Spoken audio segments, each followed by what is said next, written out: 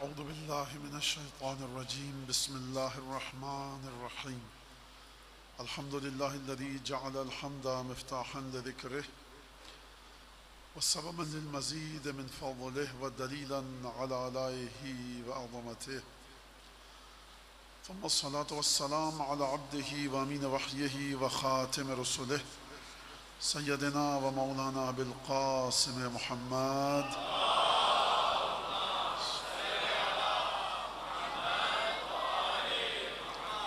وعلى أهل بيته الطيبين الطاهرين الذين أذهب الله عنهم الرجس وطهرهم تطهيرا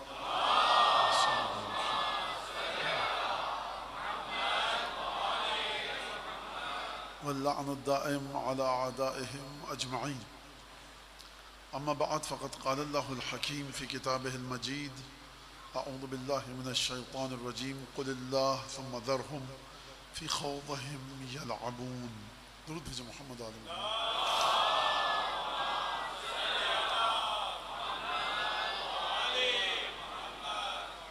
قرآن مجید اور رفعت ذکر کے عنوان سے یہ ہماری گفتگو کا یہاں سلسلہ چل رہا ہے، اور ایک مجلس آج ہے اور پھر کل ہے، پھر اس کے بعد آپ کے علم ہے کہ وہ شب عاشور کا سلسلہ اور وہ تمام چیزیں. لہٰذا یہ بات بھی آپ کے ذہن میں رہے کہ اس عشرے کے بعد اور کسی بھی عشرے کے بعد یہ نہیں کہا جا سکتا کہ موضوع کے بارے میں ایک ایک چیز پر گفتگو ہو گئی. موضوع قرآن سے تعلق رکھتا ہے، موضوع کا تعلق حدیث سے ہے، اور جس حد تک بھی اشاروں کے ساتھ صراحت کے ساتھ یہاں پر گفتگو آپ کے سامنے پیش کی گئی وہ سب آپ کے پیش نظر ہے اور مد نظر ہے. دوسری بات یہ کہ جب بھی عشرے میں گفتگو ہوتی ہے قرآن بنیاد ضرور ہوتا ہے، لیکن یاد رکھیے گا یہ جو قرآن اور حدیث اب بنیاد قرار پاتے ہیں اس کا مطلب اور مقصد اور مدعا یہ ہے کہ فضیلت اہل بیت کو ان آیات کے ذریعے آپ تک پہنچایا جائے. پہلے عشرے کی مجالس کو خصوصاً اور محرم کی مجالس کو عموماً مجلس کے دائرے میں رہنا چاہیے. درس تفسیر بنانا غلط ہے. درس تفسیر پڑھنا ماہ مبارک رمضان میں آئیے، شعبان میں آئیے، رجب میں آئیے. مجالس ہیں امام کی سنت کے مطابق، مجالس امام کی سنت کے مطابق ہیں کہ آپ ائمہ کے فضائل بتائیں، آپ ائمہ کے مصائب بتائیں، فضائل کا کوئی بھی گوشہ آپ بتائیں. یہ پہلے عشرے کی خصوصی طور سے اور عموماً محرم کی مجالس کا سلسلہ ہے. پھر جب فضائل پہ بات آتی ہے، فضائل کس طرح سے بتائے جائیں؟ فضائل اس طرح سے بتائے جائیں کہ بچے، نوجوان نسل یہ پیغام لے کر اٹھے کہ صرف اور صرف اہل بیت ہیں اور اہل بیت کے بعد کچھ بھی نہیں ہے. اگر کوئی کچھ ہونا چاہتا ہے تو ان سے جڑے، اور یا ان کے غلاموں کی فہرست میں آئے، یا ان کے چاہنے والوں کی فہرست میں آئے، یا ان کے ماننے والوں کی فہرست میں آئے، یا ان کے علوم کو پھیلانے والوں کی فہرست میں آئے. اس کے علاوہ جو کچھ ہے وہ غلط ہے. اس کے علاوہ جو کچھ ہے پورا سال پڑا ہے اس میں گفتگو کی جائے. یہاں پر جو ذکر ہونا چاہیے وہ اہل بیت کا، اور کس طرح سے رسول خدا نے اہل بیت کو سمجھانے کی کوشش کی. توجہ آپ حضرات کی ہے، اس لیے میں کچھ مزید گفتگو کرنا چاہوں گا. مجالس میں اس مسئلے کو بھی حل ہونا چاہیے کہ آپ جب امامت پر گفتگو کریں تو کس طرح سے کریں. اور یہ اس وقت تک نہیں ہو سکتا جب تک کہ ذاکر کی، خطیب کی اور اپنے کو حدیث خان، مجلس ذاکر، فضائل مصائب کا ذکر کرنے والا، جب تک یہ اس کی سمجھ میں نہیں آئے گا کہ کربلا کا واقعہ ہوا کیوں، اس وقت تک وہ کربلا کے واقعے کو اس کے مطابق آپ کے سامنے پیش بھی نہیں کر سکتا. بنیاد کربلا کے واقعے کی کیا ہے؟ امامت. یعنی جو ہمارا موضوع چل رہا ہے رفعت ذکر، ذکر کی بلندی، تو آپ کو ذکر کی بلندی دکھے گی امام سجاد کے خطبوں کے ذریعے، جناب زینب کے خطبوں کے ذریعے. 5 6 7 بہت مبالغہ کر لوں اگر تمام کے تمام اوراق سے، جو کہ میری حدود سے باہر ہے، جہاں تک میں گن پایا 5 6 خطبے ہیں جناب سید سجاد علیہ السلام کو، بی بی زینب کے. ان دونوں ہستیوں کے خطبے ملائیے 5 6 7 خطبے ہیں. تو یہ ذکر کر رہی ہیں یہ دو ہستیاں خطبوں میں کس کا؟ کربلا کا۔ آپ کو جب بھی دیکھنا ہے مجلس کربلا کے پیغام کے کتنے نزدیک ہے، نہ کل کی کربلا نہ آج کی کربلا، کربلا صرف ایک ہے، بی بی زینب والی، سید سجاد والی، امام حسین والی، جناب سیدہ والی، رسول خدا والی، قرآن والی، خدا والی، جبرائیل والی۔ لہٰذا آپ کو اگر دیکھنا ہے تو آپ خطبوں کا بڑی گہرائی کے ساتھ مطالعہ کیجئے۔ اگر کربلا کا ذکر امام کی سنت اور سیرت کے مطابق ہو، دیکھیے ہمارا موضوع رفعت ذکر ہے، ذکر کی بلندی، اور کربلا ذکر الہی کی معراج ہے۔ اور ایک درود پڑھیں ذرا محمد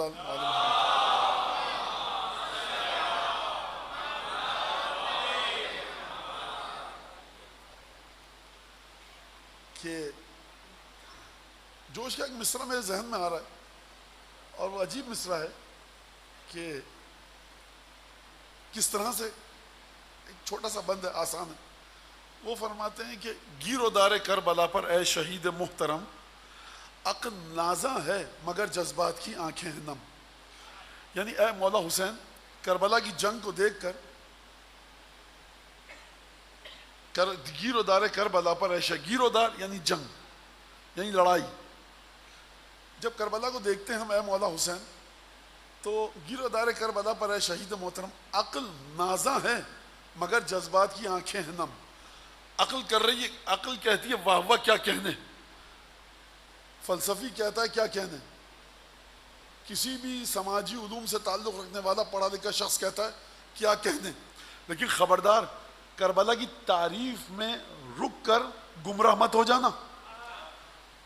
کربلا صرف تعریف کا نام نہیں، عقل نازاں ہے مگر جذبات کی آنکھیں ہیں نم۔ کربلا سنگم ہے، ملنے کی جگہ ہے تعریف اور غم کے۔ اگر صرف تعریف کرتے ہوئے رک گئے تو یہ غلط ہے۔ کیوں میں نے کہا غلط ہے؟ جتنی زیارتیں ہیں ائمہ سے آئی ہیں ذکر کربلا کے بارے میں، اس کو جا کر پڑھیے، اگر اس میں سوائے مظلومیت کے کچھ ہو، اگر سوائے دشمنان اہل بیت پر لعنت کے کچھ ہو، اگر سوائے دشمنان اہل بیت کے اس اعلان کے کہ یہ جہنمی ہے کچھ اور ہو، اگر خون حسین ابن علی کی مظلومیت، سید الشہداء کی مظلومیت، دین کو بیچ دیا ان لوگوں نے جو سید الشہداء کے دشمن ہیں، اس کے علاوہ کچھ اور ہو تو آپ اس پر بات کیجئے، لیکن عقل نازاں ہے مگر جذبات کی آنکھیں ہیں نم۔ کیونکہ تیرے جذبہ نصرت میں ہے آہنگ غم۔ جو چاہتا تھا حسین کی مدد کرنا 61 ہجری میں، وہ وہاں چلا گیا، اور جو چاہتا تھا مدد کرنا 61 ہجری میں نہیں تھا، اب وہ کف افسوس مر رہا ہے، حسرت ہے، پچھتاوا ہے، درد ہے، عجیب تکلیف کے مرحلے سے گزر رہا ہے کہ میں نہیں تھا۔ اور اگر آپ کو کسی سنت کو دیکھنا ہے کہ کاش میں کربلا میں ہوتا، کس کو دیکھیں گے آپ؟ بخدا بچوں کو یہاں ایک کاغذ پکڑوائیے، پینسل، اور کہیے بتاؤ کس کی سنت کے مطابق ہم اس جملے کو یاد کریں کہ کاش میں کربلا میں ہوتا۔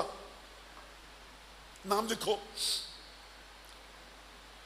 جو کربلا کے بعد بچ گئے یا بچ گیا، وہ یہ کہیں گے نا کاش کربلا میں ہوتے۔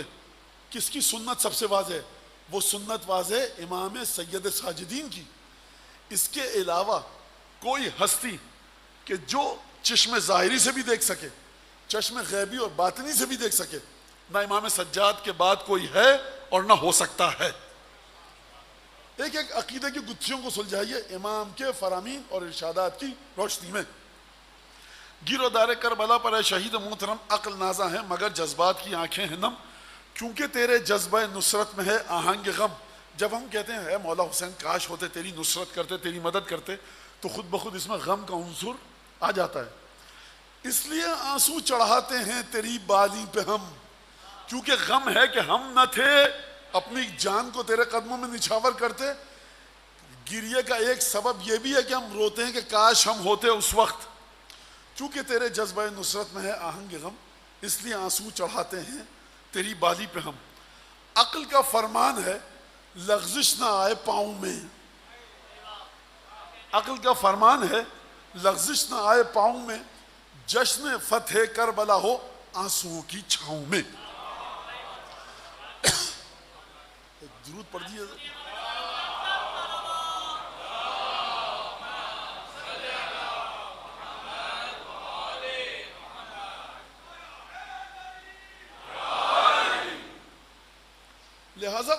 یہ شعر، اچھا شاعر کا ہر شعر قرآن و حدیث کے مطابق نہیں ہوتا، ٹکراتا بھی ہے، تو ان اشعار کی ذمہ داری میں نے نہیں لی، میں صرف ان اشعار کی ذمہ داری لے رہا ہوں جو قرآن و حدیث کے مطابق ہو۔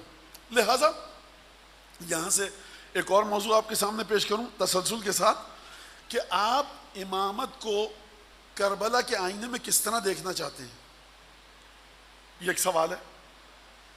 آپ کیوں امام حسین کی تعریف کرتے ہیں، آپ کیوں امام حسین پر گریہ کرتے ہیں؟ خوب توجہ کے ساتھ سنیے گا اس بات کو۔ بچے آتے ہیں کبھی، یہ میں اپنا واقعہ بتا رہا ہوں، سوال کربلا پہ 5 10 15 نوجوان بچے ہماری قوم کے، تو ان سے مولانا صاحبان کی عادت ہوتی ہے پہلے سوال کرتے ہیں، اور یہ سنت معصومین کی ہے کہ پہلے سوال کرو، دیکھو جو تمہارے سامنے آیا وہ ہے کس مقام پر۔ تو میں نے بچے سے پوچھا، اچھا کسی ذہن میں کبھی کبھی یہ آتا ہے کہ کوئی ایسا واقعہ ہوا بھی تھا مولانا یا فرضی ہے؟ نہیں، میرے ساتھ خود ہوا ہے، ہو سکتا ہے وہ بچہ سن رہا ہو۔ کہا کہ میں نے پوچھا آپ امام حسین کو کیوں مانتے ہیں؟ کہ مولانا کیونکہ امام حسین حق پر تھے۔ میں کہا دیکھو آئندہ سے یہ فضول اور بے ادبی میرے سامنے کرنا مت، چونکہ امام حسین حق پر تھے۔ آپ طے کر رہے ہیں امام حسین حق پر تھے؟ جناب امیر کو کیوں مانتے ہیں؟ چونکہ جناب امیر کی زندگی کا مطالعہ کیا، جناب امیر کو حق پر پایا۔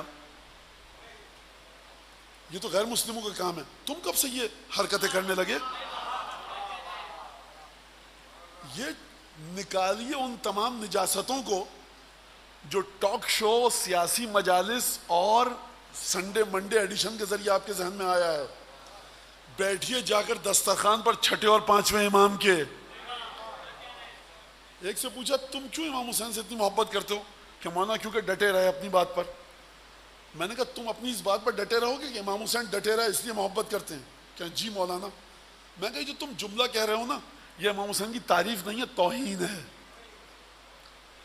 اگر کوئی شخص یہاں پر بیٹھا ہو یہ سمجھتا ہے، یا بعد میں سنے ڈٹ گئے اپنی بات پر، تو سب سے پہلے اپنے ذہن سے اس نجاست کو نکالیے کہ ایک آپ کا امام ہے حسین ابن علی، آپ کے 12 امام ہیں۔ خوب توجہ کیجئے، اس جملے کی نہ صرف یہ کہ کریڈیبلٹی کوئی نہیں ہے معصومین کی بارگاہ میں، اس جملے کی حقیقت کوئی نہیں ہے، نہ صرف یہ کہ حقیقت نہیں ہے، معصومین کے سامنے پیش کیا جائے ناراض ہوں گے معصومین کہ مولا ڈٹ گئے اپنی بات پر۔ مجھے ایک زیارت، ایک حدیث، ایک خطبہ، کہیں ایک جگہ سے ایک جملہ نہیں، آدھا جملہ نہیں، ایک لفظ نکال کر بتائیے جس کا مطلب یہ ہو کہ مولا ڈٹ گئے۔ تعریف کی وجہ یہ ہے سرکار بہت دور جا چکی ہے قوم، چھٹے اور پانچویں امام کے دسترخوان سے، سیدھی طرح آؤ چھٹے اور پانچویں امام کے دسترخوان پر۔ تو یہ جو آپ کربلا کربلا کا ذکر کر رہے ہیں، یہ میں نے معیار دے دیا آپ کو پرسوں یا ترسوں یا نرسوں، کہ جو رسول خدا کو اس عقیدے کے ساتھ درود بھیجے گا اس کا درود قبول ہے، ورنہ لاکھوں دفعہ درود بھیجتے رہو۔ اگر عقیدہ یہ ہے کہ کبھی نماز پڑھ دیتے تھے، کبھی قضا بھی کر دی، اللہم صلی اللہ محمد، کبھی پتہ نہیں ہوتا تھا کہ کبھی نہیں پتہ ہوتا تھا کھجور کے درخت لگانے کا حکم دیا، باغ برباد ہو گیا کھجور کا، یا رسول اللہ یہ آپ نے کیا کر دیا؟ رسول خدا بھائی معذرت چاہتا ہوں، انتم عالم بے امور دنیا کو، تم کو پتہ ہے دنیا کیسے چلتی ہے، ہم کو تھوڑی پتہ ہے۔ یہ اصول کافی کا رسول نہیں ہے، یہ چھٹے اور پانچویں امام کا رسول نہیں ہے، تمہارا رسول اپنے پاس رکھو۔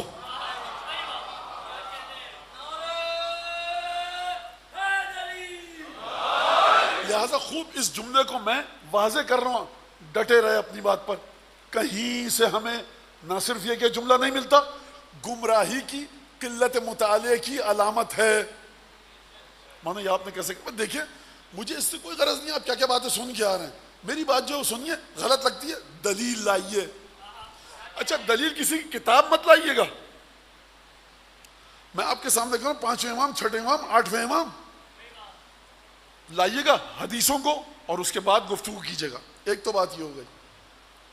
تو سوال یہ کہ کربلا کی بنیاد ہے امامت۔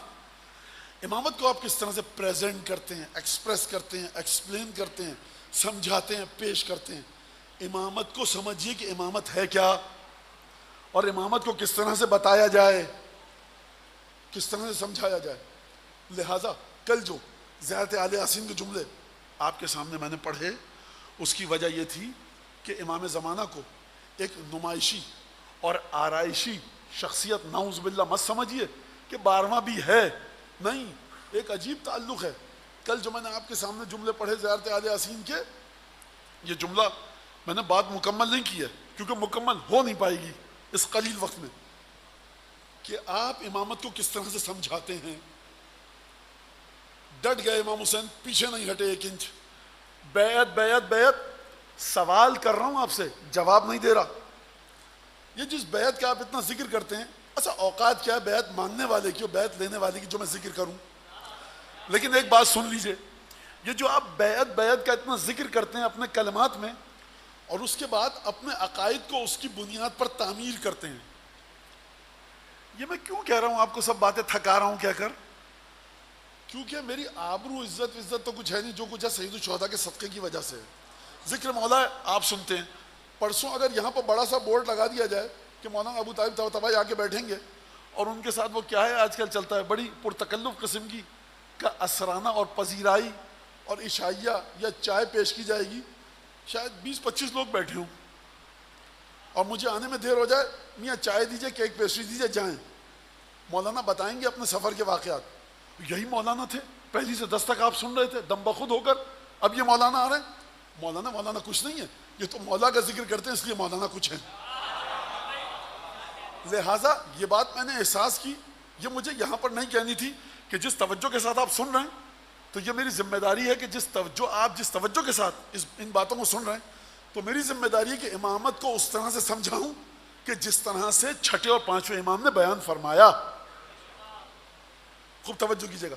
یہ جس بیعت کا آپ ذکر کر رہے ہیں، کسی ایک زیارت میں لا کر مجھے دکھائیے اس طرح سے کہ جس طرح سے آپ ذکر کرتے ہیں. جناب زینب کے خطبے میں بتائیے، کربلا کے میدان میں قتل سید الشہداء کے بعد پہلا خطبہ دیا ہے بی بی نے، اور خطبہ نہیں دیا، مصائب پڑھے ہیں. موضوع سے بالکل نہیں ہٹ رہا میں. رفعت ذکر، حسین ابن علی کے ذکر سے بلند کس کا ذکر ہو سکتا ہے؟ خوب توجہ کیجیے گا. لہٰذا یہ بہت ساری باتیں، لیکن بہت ساری باتیں شاید آپ کا ذہن، آپ کا دل قبول نہ کرے. میں ان باتوں کو نہیں کہہ رہا کہ آپ کا ذہن پریشانی کا شکار ہو جائے. سید الشہداء کے ذکر سے بلند کس کا ذکر ہو سکتا ہے؟ کربلا کے ذکر سے بلند کس کا ذکر ہو سکتا ہے کہ جس پر رسول اللہ نے گریہ فرمایا؟ تو یہ جو آپ کہہ رہے ہیں کہ بیعت بیعت بیعت، اور اس کی بنیاد پر خود ساختہ سیلف میڈ عمارت اپنے عقائد کی کھڑی کرتے ہیں، اس عمارت کی بنیاد کچی ریت ہے یا مضبوط پختہ اینٹیں اور سیمنٹ ہے؟ مولانا کیا مطلب؟ اس بیعت کی بنیاد پر عقائد کی تعمیر کرنے والا ہے. آپ کے عقائد، ان کی بنیاد چھٹے اور پانچویں امام کی کے اقوال ہیں، بی بی کے خطبے ہیں، سید سجاد کے خطبے ہیں، یہ اناب شناب حاکی بس یہ ہے، اور اس طرح سے چلتے رہے آگے اور ایک عمارت تعمیر کر لی امامت کی.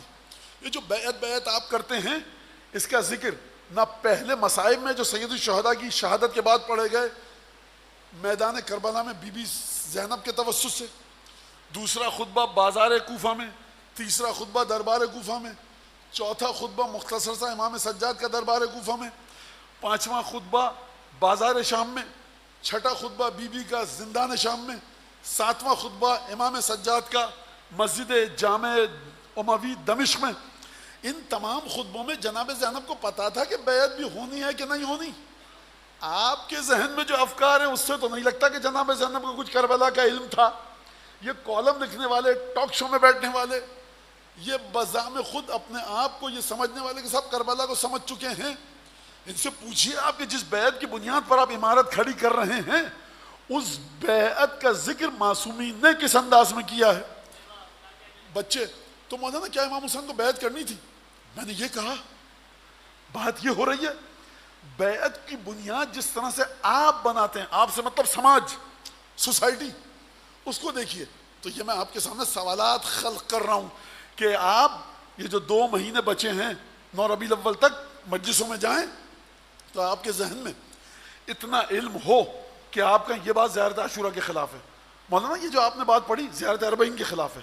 مولانا یہ جو آپ نے بات پڑھی جامع کبیرہ کے خلاف ہے. یہ تو حجت خدا ہونے کے خلاف ہے. یہ جناب زینب کے دربار شام کے خلاف ہے. یہ دربار کوفہ کے خلاف ہے. آپ کے پاس معلومات ہو، آپ کے پاس معلومات نہیں ہے، تبھی ہر آدمی ممبر پہ بیٹھ کے دیدہ دلیری سے جو ہانکنا چاہتا ہے ہانک کے چلا جاتا ہے. اس کو سمجھیے خوب اچھی طرح سے کہ بنیاد کربلا کی کس بنیاد پر، کس چیز پر، کس مادے پر کھڑی ہے. لہذا کل جو آپ کے سامنے میں نے زیارت اہل یاسین پڑھی کہ اپنے امام وقت کے ساتھ اپنے آپ کو جوڑیے. کیا فرمایا جا رہا ہے وہاں پر؟ السلام علیک حین تقوم، السلام علیک حین تقعد، السلام علیک حین تصلی و تقنت، السلام علیک حین تہلل و تکبر. عبادتوں کے جتنے پہلو ہیں مولا ہر پہلو میں آپ پر سلام ہو. رفعت ذکر آپ کو مل رہا ہے. کس بنیاد پر رفعت ذکر مل رہا ہے آپ کو؟ آپ کہہ رہے مولا امام زمانہ سلام ہو آپ پر. آپ اگر مدینے میں ہیں، سورج صبح کا طلوع ہو رہا ہے، آپ پر سلام ہو. آپ مکے میں ہیں، مکے کا سورج ڈوب رہا ہے، آپ پر سلام ہو. مولا اس وقت آپ کیا کر رہے ہیں؟ نماز کی حالت میں کھڑے ہوئے ہیں. جی اچھا، یہ کب ہے زیارت میں کہ مولا نماز کی حالت میں کھڑے ہوئے ہوں؟ مولا کھڑے ہوئے ہیں، اپنا منہ دھو رہے ہیں. مولا کھڑے ہوئے ہیں، کسی گفتگو کر رہے ہیں. گفتگو کے بعد تھک گئے، مولا تشریف فرما ہو گئے کرسی پر، زمین پر، قالین پر. آپ کہہ رہے ہیں آپ کھڑے میں آپ پر سلام، بیٹھ گئے آپ پر سلام، لا الہ الا اللہ کہہ رہے ہیں آپ پر سلام. تو یہ اپنے مولا پر سلام کر رہے ہو، عجیب کام کر رہے ہو. او امام تو ذکر خدا کے لیے، اس سے بہتر یہ کہ تم لا الہ الا اللہ پڑھو. ایک اندھے کی شخصیت کو مخاطب کر کے کہہ رہے ہو اے میرے مولا 12ویں آقا. جب آپ لا الہ الا اللہ کہہ رہے ہیں آپ پر سلام ہو. جس ہستی کے لا الہ الا اللہ کو تم اپنے ذہن میں تصور کر کے کہو کہ آپ پر سلام ہو، اور خدا کہے کہ تمہارا وجود ہم تک پہنچتا ہے، تو یہ سوچو کہ وہ ہستی اپنے لا الہ الا اللہ میں جب تم کو جوڑے گی تو کیا ہوگا.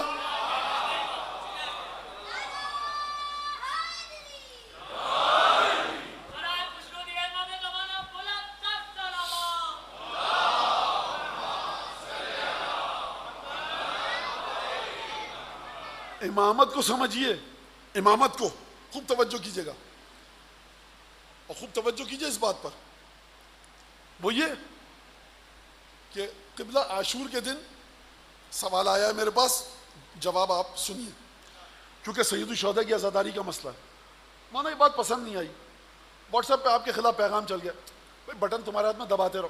اصل اگر مجھے ذرہ برابر بھی علم ہوتا نا، یقین اطمینان کہ یہ جو سب نوجوان بچے بتاتے ہیں آپ کے بارے میں یہ آ گیا واٹس اس پہ، اتنا سا بھی یقین ہوتا کہ یہ اصول کافیہ چھٹے پانچویں امام کی فکر سے واقف ہیں، تب میں آپ کو اور اپنے کو زحمت دیتا کہ ان کا جواب دوں. مجھے یقین ہے کہ انہوں نے کھول کے کبھی کتاب الحجت نہیں دیکھی ہے. مجھے یقین ہے کہ غیبت نعمانی کا ان کو نام بھی نہیں پتا. مجھے یقین ہے کہ کمال الدین و تمام النعمہ ان کو خبر ہی نہیں ہے شیخ صدوق قم کا کوئی بڑھئی تھا یا محدث، ان کو یہ نہیں پتا. تو میں آپ کا نہ وقت ضائع کروں گا نہ اپنا، جو مجھے پتا ہے وہ کہوں گا. مولانا عاشور کے دن یہ جو سب کاموں میں لگ جاتے ہیں، تو بہتر نہیں کہ قرآن پر توجہ دیں، قرآن کی تلاوت کریں، تدبر کریں قرآن پر. یہ تلاوت تمہاری اور جس مولوی نے تم کو بتایا، دونوں پر پھٹکار تف ہے اس مدرسے پر جہاں سے یہ مولوی پڑھ کے نکلا ہے. رک جائیے مولانا، آپ بہت ہارش ہو جاتے ہیں، آپ ادب کے خلاف ہے. جو بے ادبی یہ مولانا کر رہا ہے، کیا کر، آپ کو پتا ہے اس کا مطلب کیا ہے؟ کس نے کہا میاں عصر عاشور کی مجلس میں اخلاقیات بانٹنے کی جگہ نہیں ہے، شام غریبہ کی مجلس اصلاح کی جگہ نہیں ہے، غسل وضو تیمم سکھانا ہے. اگر اتنا طاقت ہے بچوں کو بلاؤ اپنے گھر پر، مسجد میں آؤ، کب آؤں گا ظہر کے بعد بیٹھوں گا. عصر عاشور کی مجلس مصائب کی جگہ ہے، شام غریبہ کی مجلس مصائب کی جگہ ہے. مولانا مجمع تھا، دیکھ کر ہم نے کہا کہ نماز کے بارے میں کہہ دیں. جب آپ کے گھر میں شادی ہوتی ہے میں آؤں گا، کہوں گا نکاح کی تقریب کو روکیے، میں نماز کے مسائل بتاؤں گا. مولانا جی کو جگہ تھی، اب تمہارے گھر میں شادی ہو تو تکلیف ہو جاتی ہے، اور مولا حسین کی مجلس سے نماز سکھاتے ہیں.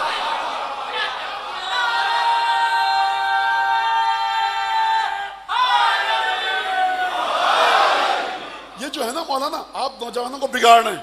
میں نے مسلسل کہتا چلا آیا ہوں کہ واجبات اور محرمات، واجبات اور محرمات، کل بھی کہا پرسوں بھی کہا. بات یہ کہ آپ کس چیز کو ہٹا کر کس چیز کو رکھ رہے ہیں. خوب توجہ کیجیے گا.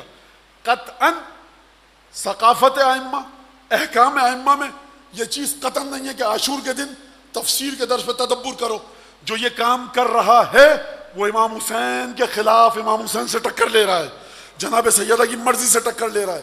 جو یہ کام کہے عاشور کا دن واجبات اولیہ کے بعد آپ کی نماز ہے، کسی کی جان بچانی ہے، آپ ڈاکٹر ہیں، کال آ گئی ہاسپٹل سے، مریض آیا ہے، عزاداری کو چھوڑ کر جائیے، آپ کے فرائض منصبی ہیں، آپ کا تعلق پولیس سے ہے، آپ ٹریفک کو کنٹرول کر رہے ہیں، چھوڑیے عزاداری، ٹریفک کنٹرول کیجیے. سبیل پہ جائیے، جو آپ کا فریضہ ہے اس کو ادا کیجئے، اس کے علاوہ اگر وقت ہے عزاداری کیجئے، اللہم لعن قتلۃ الحسین و اصحابہ، اور اگر قرآن پڑھنے کا شوق بھی ہے تو علماء نے بیان کیا کہ قل واللہ پڑھیے، اصحاب حسین ابن علی کو ہدیہ کیجئے۔ ماتم کے دوران کہیں نہیں لکھا ہوا کہ آپ سینے پر ہاتھ مارتے ہوئے قل واللہ کی تلاوت نہیں کر سکتے۔ یاد رکھیے گا، عاشور کا دن قرآن پر تدبر کی جگہ نہیں ہے، قرآن ناطق پر گریے کی جگہ ہے۔ اس بات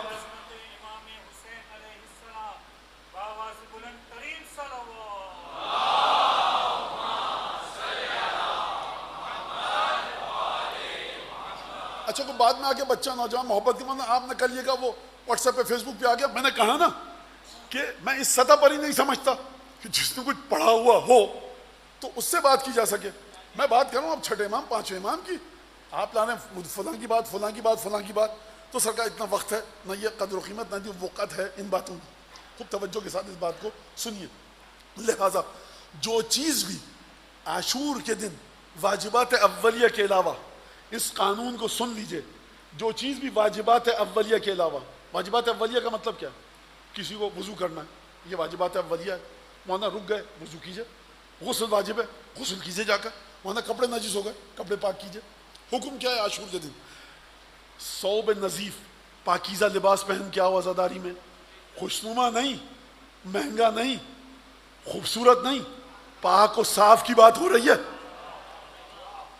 آؤ 1000 دفعہ قل واللہ آئیے، ہدیہ کرو پڑھ کر حجت ابن الحسن کو، تاکہ مولا کا دل سکون میں آ سکے۔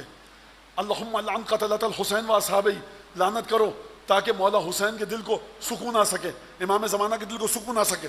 مولانا یہ کیا بات ہے، آپ کہہ رہے ہیں لعنت، یہ کون سا ذکر ہے؟ امام کے دل کو کیا سکون آئے گا؟ سیدہ کو تعزیت پیش کرنے کا فلسفہ کیا ہے؟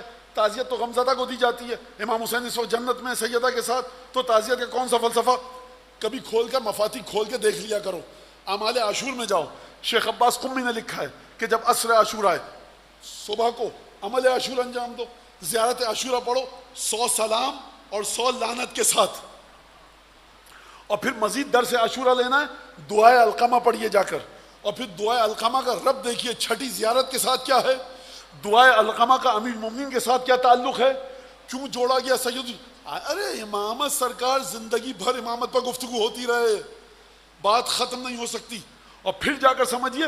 لہٰذا صبح کو یہ کام کیجئے، عمل عاشور نہیں کر سکتے، عمل عاشور لعنت بھیجیے مولا حسین کے قاتلوں پر، مولا حسین کے اصحاب پر درود پڑھیے، قل اللہ پڑھ کر ہدیہ کیجئے۔ کس صورت میں کہہ رہا ہوں؟ چلنے پھرنے کی ہمت نہیں ہے انسان کی، بیٹھا ہوا ہے کیا کرے، نوحہ سنے، عزاداری کرے، گریہ کرے، مشغول ماتم اور عزاداری اور گریہ و بکا رہے۔ اس کے بعد عصر کے وقت کیا فرمایا شیخ عباس قمی نے؟ رفت ذکر ہے نا، رفت ذکر کو سمجھیے۔ کیا رفت ذکر ہے؟ جس طرح سید الشہداء نے کربلا میں ذکر خدا کیا، کوئی نہیں کر سکتا، نہ کسی نے کیا۔ اس ذکر کو آپ کیسے تولیں گے؟ ترازو لائیے، تولیے۔ بھائی آپ کہتے ہیں جس نے ایک دفعہ فلاں ذکر کیا، سیدہ اس سے اس طرح خوشحال ہوتی ہیں، آپ نے یہ کام کیا رسول خدا اس طرح سے ثواب دیتے ہیں، فلاں کام کیا 12 امام خوش ہوتے ہیں، فلاں کام کیا فلاں امام یہ کہتے ہیں۔ یہ ترازو ہے نا، ائمہ نے بتائے۔ مجھے یہ بتائیے، امام حسین علیہ السلام نے، سید الشہداء نے جو ذکر کیا کربلا میں، اس کا ترازو ہے آپ کے پاس سمجھانے کے لیے؟ یہ ترازو خدا کے پاس ہے، اور خدا نے کس کو دیا؟ وارث حق حقیقی یہ سید الشہداء، یعنی سید ساجدین، یعنی حضرت باقر علوم، یعنی امام صادق، یعنی امام کاظم، یعنی امام رضا۔ سلسلہ آتا ہے چلتا ہوا کہاں تک؟ حضرت حجت ابن الحسن العسکری صاحب العصر والزمان تک۔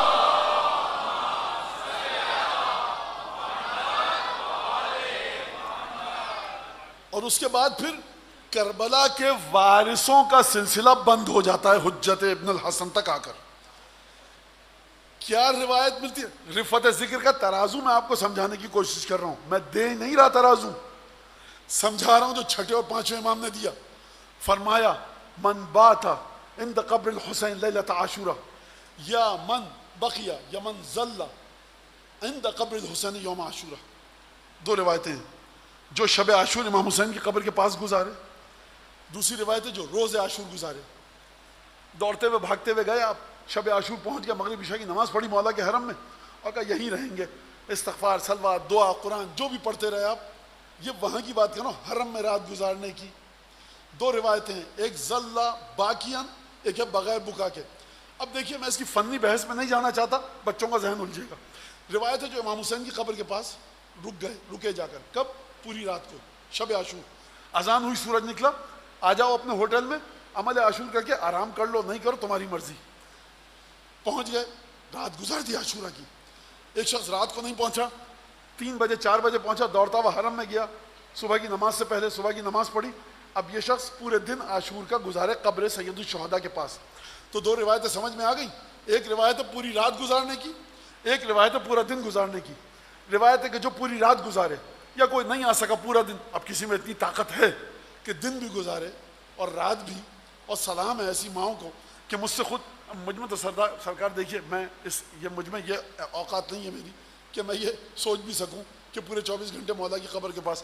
معرفت آپ کی زیادہ ہے، میں تو بس 4-5 حدیثیں اور آیتیں آتی ہیں آپ کو بتا رہا ہوں. ماؤں کو سلام ہے جو مومنین آ کر کہتے ہیں مولانا آپ نے حدیث پڑھی تھی، الحمدللہ مولانا پوری رات گزاری، شام غریباً کے بعد ہوٹل گئے.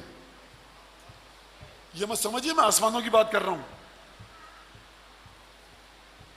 اب آپ نے خوب توجہ کیجیے گا اس بات پر، اپنے امام کی بات پر. آپ نے رات گزاری، اللہ اکبر پڑھا نہیں مولانا، بیٹھے رہے زری کو دیکھتے رہے بس.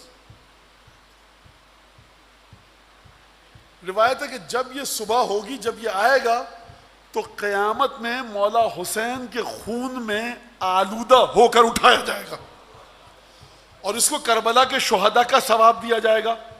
تو اس ہستی کے مرتبے کا میں بیان کیا کروں کہ شب عاشورہ جس کی قبر کے پاس بیٹھنے کا ثواب ایسا ہو کہ جب قیامت میں آپ کو اٹھایا جائے تو مولا حسین کے ساتھیوں کی طرح خون میں آلودہ ہو کر اٹھیں.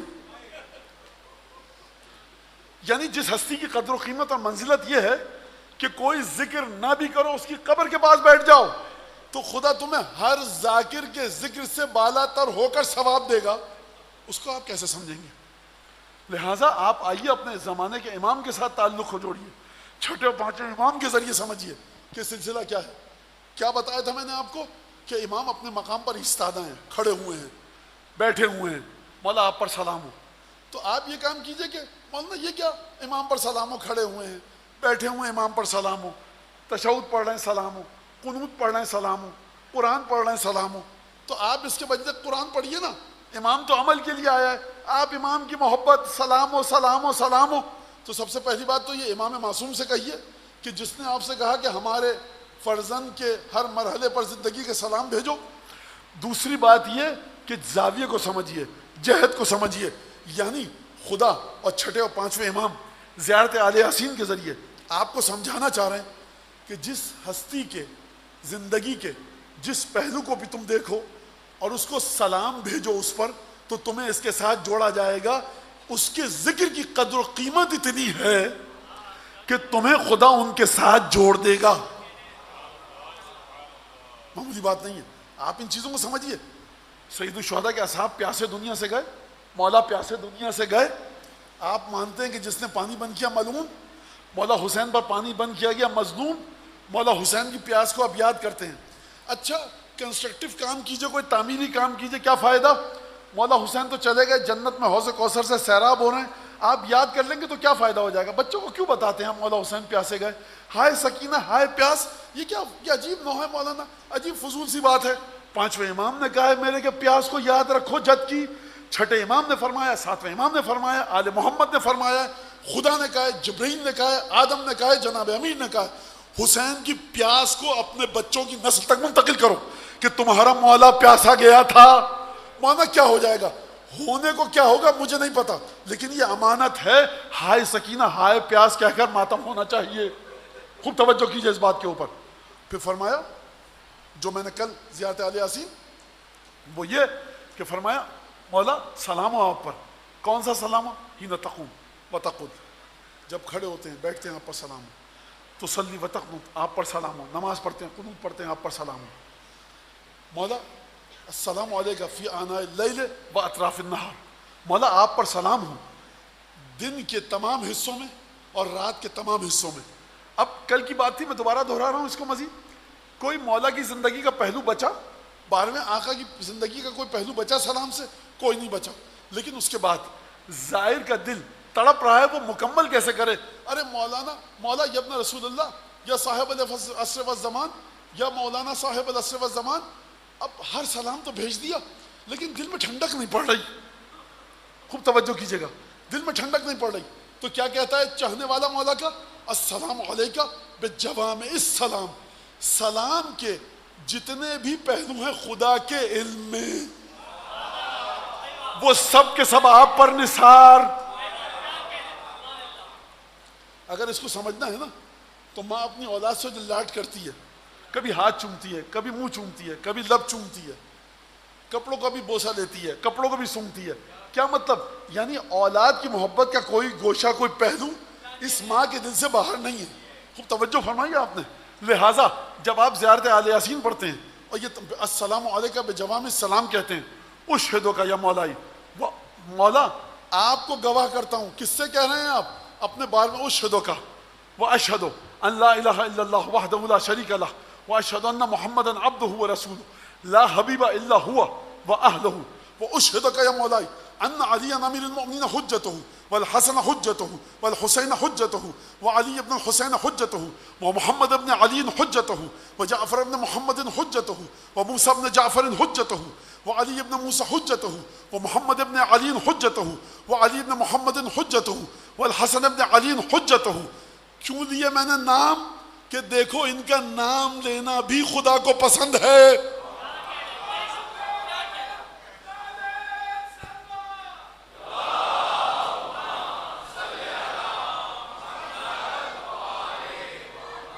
جب آسمان سے 12 اماموں کے نام اترے رسول خدا کے پاس، مولا حسین کی ولادت ہوئی ہے، پروردگار نے مولا حسین کی ولادت کی خوشی کے موقع پر خدا کو آسمان سے ایک سب تختی بھیجی، لوح، اور رسول خدا نے آ کر وہ جناب سیدہ کو دے دی. جناب سیدہ نے فرمایا جابر بن عبداللہ انصاری سے کہ میرے بابا کے لیے یہ تختی آئی تھی آسمان سے، خدا نے بابا کو بھیجی، رسالت کو بھیجی، رسالت عصمت کو دے دی. یا رسول اللہ آپ کے لیے دی تھی، یہ سیدہ کو کیوں دی؟ کیوں دی؟ وجہ کیا تھی؟ میں بتاؤں آپ بتائیں گے سیدہ بتائیں گی؟ فرمایا دو نسخے ہیں، لَيُبَشِّرَنِي بِذَلِكَ او لَيَسُرَّنِي بِذَلِكَ. میرے بابا نے مجھے اس لیے دی کہ تاکہ مجھے خوشخبری دے سکے. دوسرا لفظ یہ ہے کہ میرے بابا نے مجھے تختی اس لیے دی کہ مجھے خوش کر سکے. خوب توجہ کیجیے گا، تختی میں کیا لکھا ہوا ہے؟ تمہارا شوہر امام، اپنے الفاظ میں تمہارے دونوں بیٹے امام، تمہارا نواسا پوتا سید ساجدین امام. آتے رہیے اماموں کے ناموں تک، یہ سب امام. یہ آپ کو پتہ ہے کہ نہیں پتہ ہے؟ پتہ ہے. کب پتہ چلا؟ مولانا یاد تو نہیں ہے لیکن 6 7 8 10 سال کے تھے. آپ کو 10 سال کی عمر میں پتہ چلا. سیدہ کو جب یہ تختی ملی ہے تو سیدہ کی عمر مبارک اس وقت 15 16 17 سال تھی تقریباً، سمجھ لیجیے. تو سیدہ کو نہیں پتہ تھا اس وقت. ارے اچھا میرا شوہر امام ہے، مجھے نہیں پتہ تھا. میرے دونوں بیٹے امام ہیں. سیدہ کو علم تھا کہ میرا شوہر بھی امام ہے، میرے 11 بیٹے بھی امام ہیں، لیکن غیب سے جو تختی آئی ہے میرے بچوں کے نام ہے، میرے شوہر کا نام ہے. مجھے خوشی ہو رہی ہے دیکھ کر. تو اب سمجھ میں آیا جو مومنین اپنے گھروں میں 12 اماموں کے نام لگاتے ہیں، دیکھ دیکھ کر خوش ہوتے ہیں. ارے کیا یہ کیا فضول چیز لگائی ہوئی ہے؟ سرکار بہت فضول چیز ہے. مسئلہ یہ ہے کہ نعوذ باللہ جس چیز کو آپ فضول کہہ رہے ہیں نا، میری شہزادی کو یہی نام رسول خدا نے دیے تھے تاکہ تم خوش ہو جاؤ.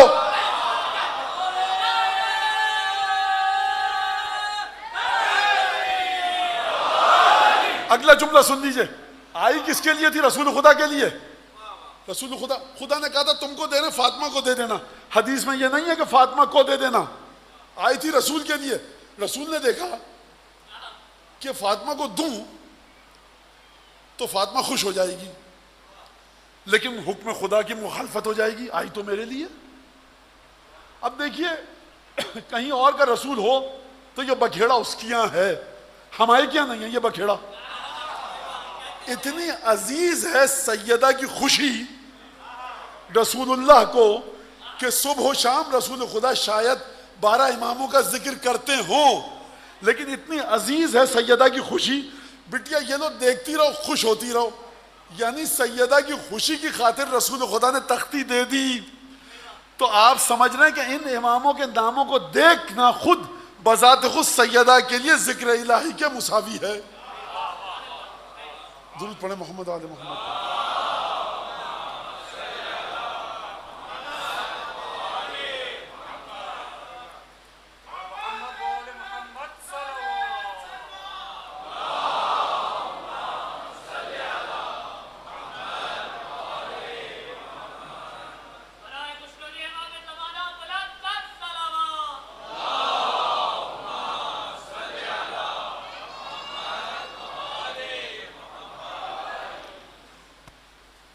تو اب آپ دیکھیں نا، ذکر صرف لا الہ الا اللہ ذکر نہیں ہے، اللہم صلی علی محمد وآل محمد ذکر نہیں ہے، نفس سبحان اللہ والحمدللہ ولا الہ الا اللہ واللہ اکبر ذکر ہے کہ نہیں ہے، قرآن ذکر ہے کہ نہیں ہے، تسبیح استغفار ذکر ہے کہ نہیں ہے، یہ سب ذکر ہے نا.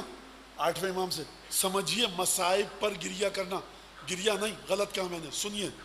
نفس المحموم لنا تسبیح، جو ہم معصومین کے غم میں جو ٹھنڈی سانس اور آہ تمہارے حلق سے نکلتی ہے، کیا مطلب؟ بچوں کے لیے کہہ رہا ہوں، ہائے مولا یہ تسبیح ہے. آپ نے جب کہا ہائے مولا عباس یہ تسبیح ہے، یہ سبحان اللہ والحمدللہ ولا الہ الا اللہ واللہ اکبر ہے. ہائے علی اکبر کہا، یہ تسبیح ہے.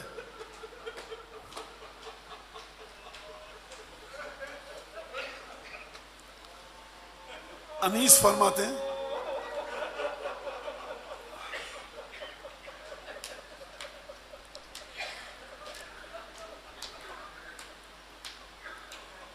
ان میں ایک اکبر محروس ہے جوان نایاب، کچھ جو بچپن تھا تو کچھ آمد ایام شباب، روشنی چہرے پر ایسی کہ خجل ہو مہتاب، آنکھیں ایسی کہ رہا نرگس شہلا کو حجاب. جس نے ان گیسوؤں میں رخ کی ضیاء کو دیکھا، شب معراج میں محبوب خدا کو دیکھا. اب وقت نہیں ہے کہ میں اس شعر پر گفتگو کروں. مولا کا ایک مؤذن ہے، اس کا نام ہے حجاج ابن مسروق. حل کے لشکر سے جب سامنا ہوا تو رسول خدا جناب سید الشہداء نے حجاج ابن مسروق کو حکم دیا تم اذان دو. ایک دفعہ شب عاشور آئی، شب عاشور گزری، صبح عاشور کی سفیدی عیاں ہوئی، فجر کا وقت ہوا. ارباب تواریخ و مقاتل کے مطابق مولا نے حکم دیا اپنے بیٹے کو کہ بیٹا علی اکبر اذان دو. علی اکبر نے اذان دی. صاحب اذان مقتل، صاحب اذان مقتل کہتے ہیں، ایک چھوٹا سا بند ہے، سن لیجئے، 2-4 شعر ہیں. بالکل وہی صدا ہے پیغمبر کے بعد بھی.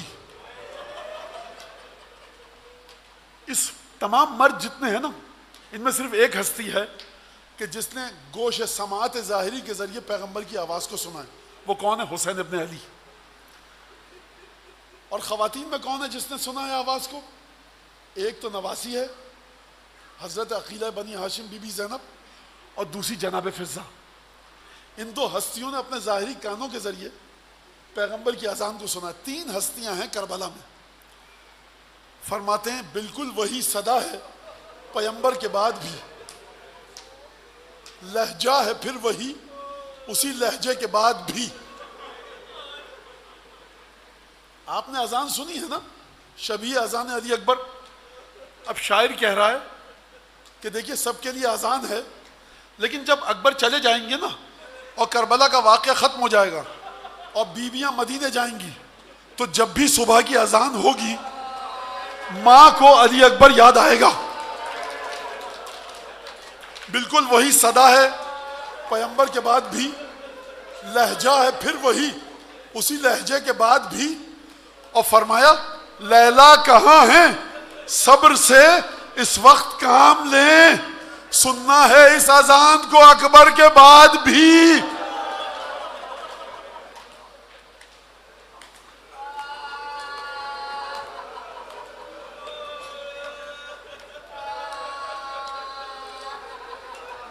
میرا عقیدہ یہ ہے کہ جناب زینب نے خواتین سے کہا ہوگا کہ اے بیبیوں،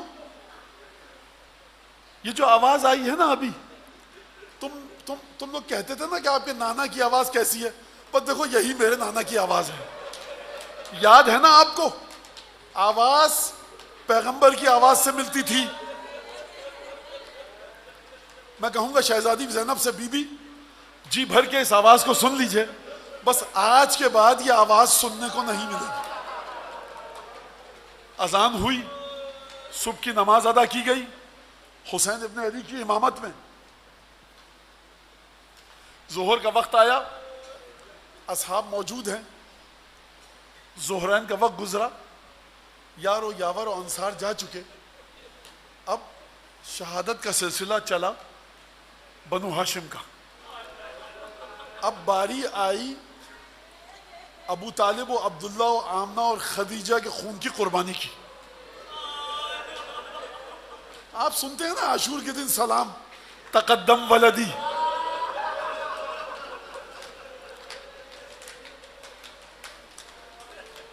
اب مقتل کی تاریخیں مختلف ہیں، جس حد تک میرے ذہن میں آ رہا ہے ہمت جو بیان کرنے کی میں بیان کر رہا ہوں، سن لیجئے گا، میرے الفاظ ہی اس میں شامل ہیں۔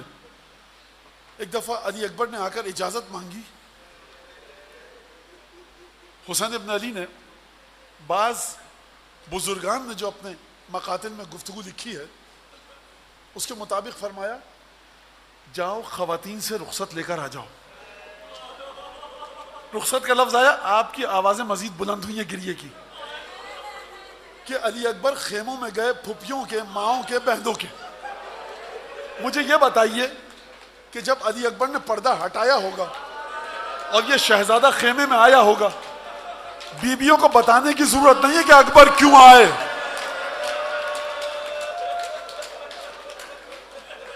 جس اکبر کا نام سن کے آپ کا جی قابو میں نہیں رہا، جب پھوپھی نے ایک دفعہ دیکھا ہوگا اکبر کی شکل کو،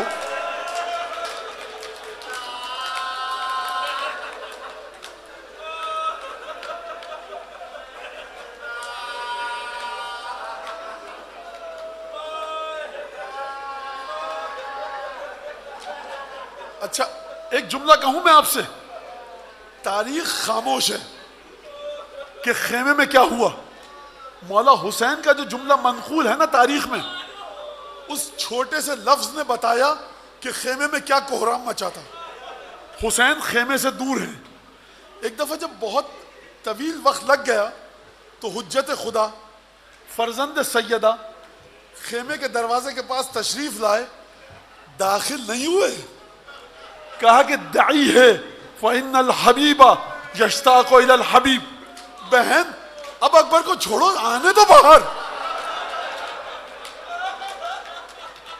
اب میں اس جملے کو اپنی زبان میں تشریح کروں، آپ سنتے ہیں نا کبھی خیمے کا پردہ اٹھتا تھا، کبھی گرتا تھا، اس کا مطلب جانتے ہیں؟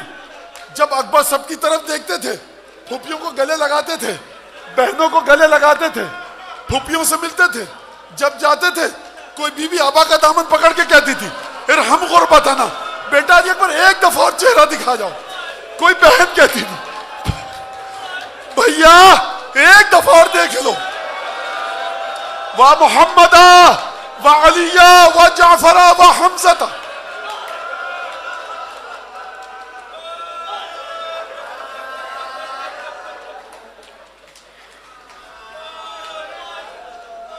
حسین نے دروازہ خیمہ پر آ کر کہا اب چھوڑ دو، اس کا مطلب ہے بیویاں تیار نہ تھیں، کوئی ابا کو تھامے ہے، کوئی قبا کو، کوئی ہاتھ پکڑے ہوئے ہے، کوئی گردن میں باہیں ڈال کر علی اکبر کے رخسار پر اپنا مجھے نہیں پتا کیا۔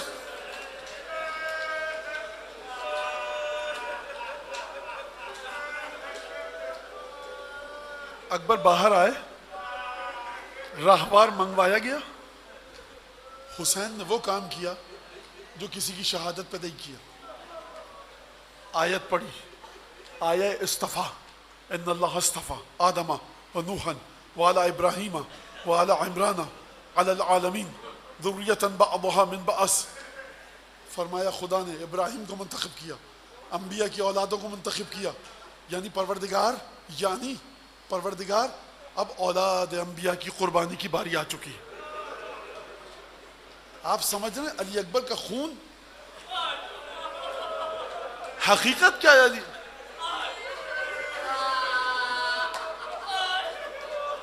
میں اس لیے دھیرے دھیرے پڑھ رہا ہوں کہ میں اپنی طاقت کو اکٹھا کر کے جملہ، اور اس شہزادے کی جو شہادت ہے اس میں تشنگی نہیں چھوڑی جا سکتی. جب اکبر آئے نا، گھوڑے پہ بیٹھے ہیں اور راہوار کو ایڑ لگا کر گئے میدان کی طرف. صلی اللہ علیہ یا صاحب العصر والزمان آجرک اللہ یا بنت رسول اللہ، آجرک اللہ یا سید الشہداء. میں جناب لیلا کو پرسا دوں یا امام حسین کو، یا جناب زینب کو مخاطب کروں؟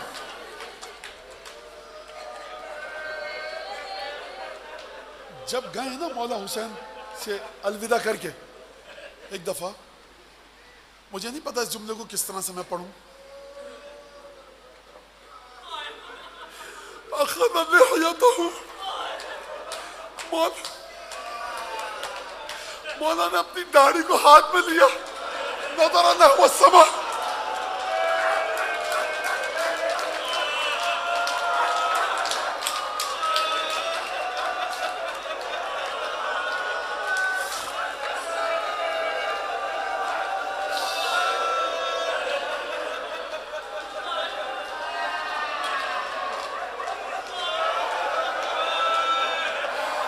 وقال اللہم اشہد علی ہؤلاء القوم، پروردگار گواہ رہیو، لقد برز الیہم شاب اشبہ الناس خلقا وخلقا ومنطقا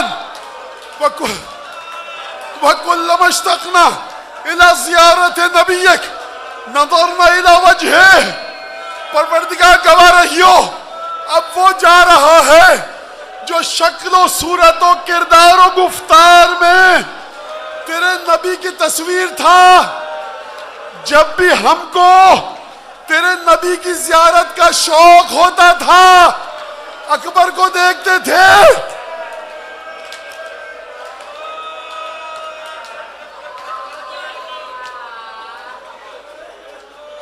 فبرز الى القتال وقاتل قتالا شدیدا.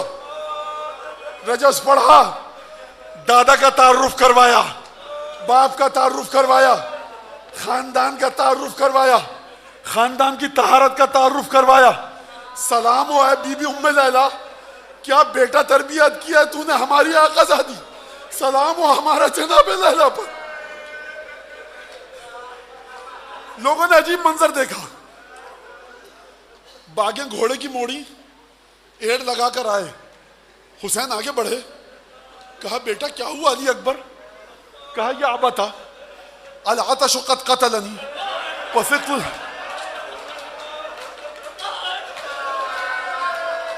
هل الى شربة من الماء السبيل هل الى شربة. بابا پیاس مارے ڈال رہی ہے، لوہے کی گرمی بے چین کر رہی، پانی کا ایک گھونٹ مل سکتا ہے تاکہ طاقت آئے اور آپ کے دشمنوں کو جہنم واصل کر سکوں. آپ کیا سنتے ہیں؟ کہیں پر ملتا ہے عقیق کی انگوٹھی دی.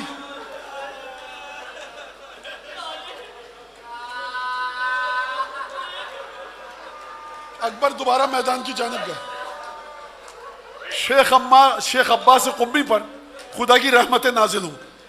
نفس المحموم میں شیخ عباس قمی نے لکھا ہے، جب اکبر کے مصائب لکھتے لکھتے یہاں تک آئے تو فرمایا کہ مجھے یاد آ رہا ہے جنگ صفین کا منظر.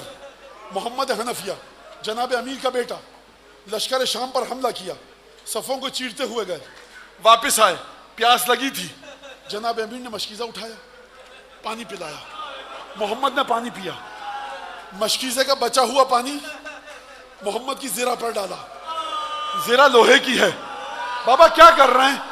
کہا بیٹا زرہ گرم ہو گئی ہے دھوپ کی شدت سے، میں چاہتا ہوں تجھے ٹھنڈک پہنچے۔ میں ایک جملہ کہوں گا جناب امیر سے، یا علی ذرا کربلا میں آئیے، وہ آپ کا محمد تھا، یہ حسین کا محمد ہے، مشکیزہ نہیں ہے، پانی کا گھونٹ موجود نہیں ہے، اکبر گھوڑے سے زمین پر گرے،